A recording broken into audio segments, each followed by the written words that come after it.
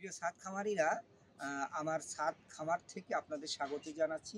আজকে আমি দেখুন এই যে লাউ তুলেছি, লাউ এবং প্রায় হাফ কেজির উপরে মরিচ হয়েছে, ফুলকপি হয়েছে। এরকম ফুলকপি গাছ 14টা ছিল, আরেকটা খেয়েছি, এখনও 12টা আর হয়েছে।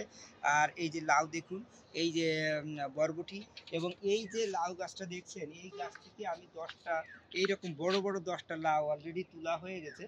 আরও কিছু না তোলা হয়নি, 8টা তোলা হয়েছে, এখনও 2টো আছে। আর পেঁয়াজ হয়েছে প্রচুর। আপনি যদি পরিকল্পিতভাবে চাষাবাদ করতে পারেন তাহলে মাটি থেকে ছাদে বেশি ফসল হয়। বিশেষ করে আমি শিকড় প্রযুক্তি নিয়ে গবেষণা করছি। আমি যেহেতু কৃষিবিদ মানুষ, আমি একজন খাদ্য প্রকৌশলী বটে, তারপরেও কৃষি নিয়ে অনেক গবেষণা করছি। আমার এই যে ডবল বেডেরগুলো দেখেন, এই যে ডবল প্রচুর পরিমাণে এই যে বিশেষ করে ফুলকপি হচ্ছে, এর মাঝে সাথী ফসল হচ্ছে, সবুজ শাক দিয়েছি, এই যে মরিচ হয়েছে, আবার নিচে এটা হচ্ছে। তবে এখানে হয়তো 2-3 স্কোয়ার ফিট বাদ যাবে, কারণ ডবল যে পাশে রোদ পড়ে না, ওই রোদ পড়ার জায়গায় আমি বিশেষ করে এই আদা, যেখানে ছায়াযুক্ত স্থানে আদা লাগাই। আমার ছাদ কৃষিটা আরেকটু দেখে নিন, এই যে প্রচুর ফল ফল ফুল হয়েছে, সবজি হয়েছে।